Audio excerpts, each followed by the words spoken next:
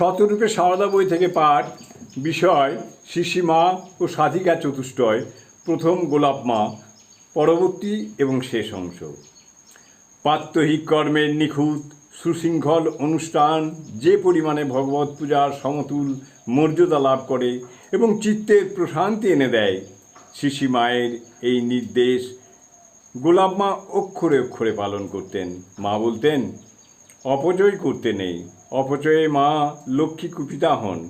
গোলাপ মা জীবনের শেষ দিন পর্যন্ত এটি পালন করে এসেছেন।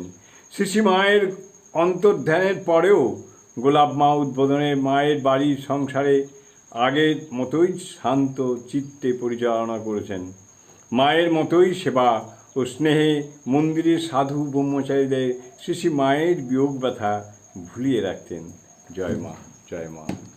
জননীং শারদাং দেবীং রামকৃষ্ণং জগদ্গুরুং পাদপদ্মে তয়ো শ্রিত্বা প্রণমামি।